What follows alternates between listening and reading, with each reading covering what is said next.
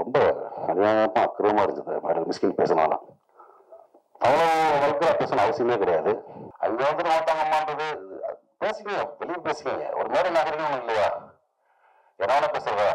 அவ்வளோ புக்கு படிச்சுக்கிட்டே இருந்தீங்க, அவ்வளோ படங்களை பார்த்துருக்கோம், உலக படங்களை பார்த்துருக்கேன்னு சொல்றீங்க, அவ்வளோ உலகம் அந்த புக்ஸை படிச்சுக்கிட்டே இருக்கீங்க. அப்புறம் என்ன ஆகியிருக்கு உங்களுக்கு? பார்த்து வந்தான் பாலா, அவன் தான் பாலான்றது, இவன் இளையராஜன் வந்து அவன் இளையராஜன்றது. யாரா நீ? நீ அவன் ரப்பாட்டா தமிழ்ச்சிமால ஒண்ணுமே புரியல.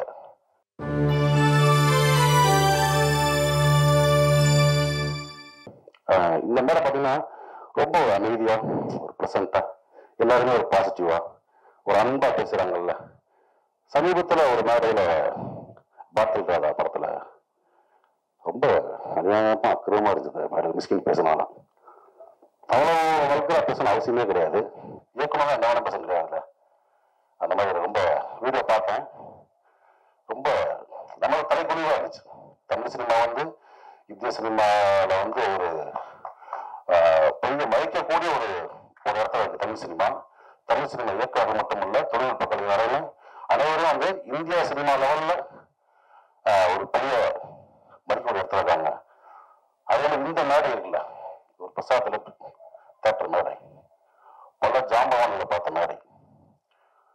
தென்னிந்தியாவில் வந்து மட்டும் இந்தியா முழுக்களும் வந்து இந்த மேடையில் அமர்ந்து பேசிட்டு போயிருக்காங்க. எவ்வளோ functions, audio launch, trailer release, success meet, இந்த மாதிரி.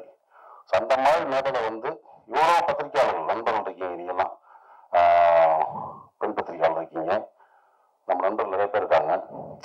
அங்கே வந்து மாட்டாங்கம்மான்றது பேசிக்கங்க, வெளியே பேசிக்கங்க. ஒரு மேடை நாகரிகம் இல்லையா?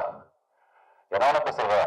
அவ்வளோ புக்கு படிச்சுக்கிட்டே இருந்தீங்க, அவ்வளோ படங்களை பார்த்துருக்கோம், உலக படங்களை பார்த்துருக்கேன்னு சொல்றீங்க, அவ்வளோ உலகம் அந்த புக்ஸை படிச்சுக்கிட்டே இருக்கீங்க.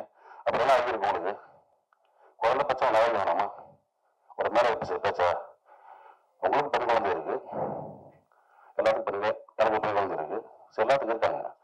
ஸோ மேடை நாகரிகம்ன்றது ரொம்ப முக்கியம். இந்த மேடை எவ்வளோ நாகரிகம்னு சொல்றீங்களா? யாராவது தப்பான வார்த்தை அதெல்லாம் கிடையாது. தம்பியும் கூப்பிடுறது வேற. தம்பி நம்ம எல்லாத்தையும் கூப்பிடலாம், வட தம்பி, உட்கார தம்பி, இருந்தா தம்பின்னு அதை நம்ம அண்ணன் நினைக்கணும். அது முக்கியம் ரொம்ப. அப்படி ஒரு யார் என்ன நினைச்சான்னு தெரியல. எல்லாத்தையும் சகட்டு முடிக்க வரான்றாரு, போறான்றாரு, உட்காருன்றாரு.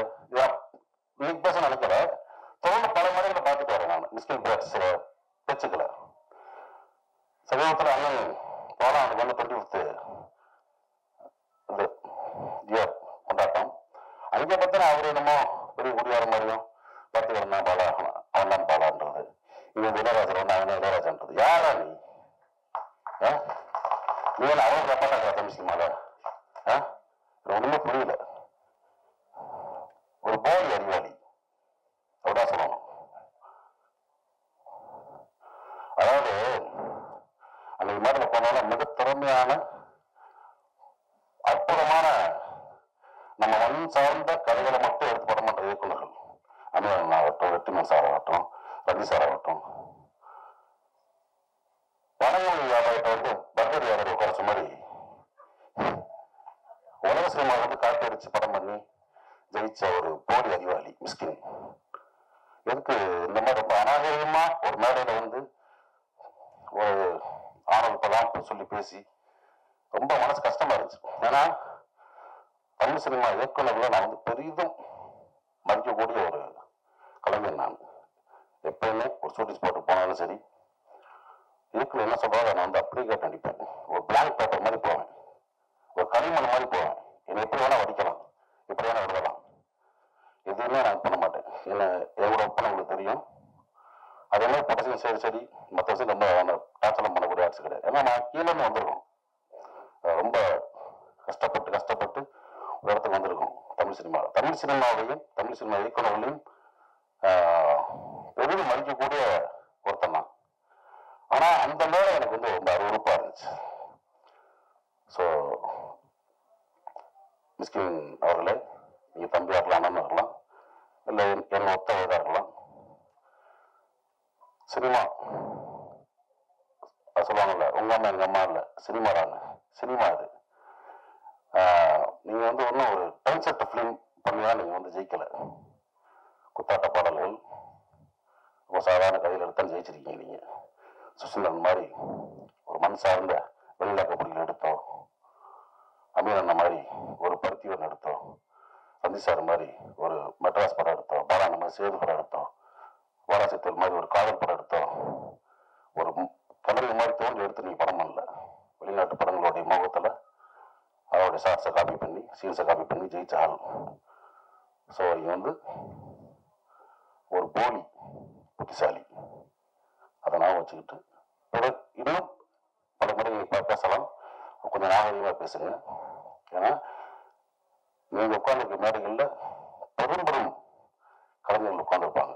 அன்றைக்கெல்லாம் நிறைய சொல்கிறார், வெற்றிமாறனையும் ரஞ்சித் அமீர் இந்தியா தரக்கூடிய ஆள். நீ பார்த்தீங்களா? ஊற்றிங்க கேவலமாக இல்லையா? எத்தனையோ பேர் குடிக்காம வந்துடலாம், குடிப்பறக்கு முன்னாள் இருக்கலாம் மேடையில். எதுக்கு மொத்தமாக சொல்கிறீங்க? ஏற்கனவே சினிமாக்காரங்க கிடுகிடும் தான் இருக்குது. பார்க்குற பார்வை வேறு மாதிரி இருக்குது. இந்த மாதிரி நம்மளை தாழ்த்தி நான் நம்மளே வெளியே அசிங்கப்படுவான்னு நினைக்கிறேன். இது வந்து என்னுடைய மனக்குமுறல்.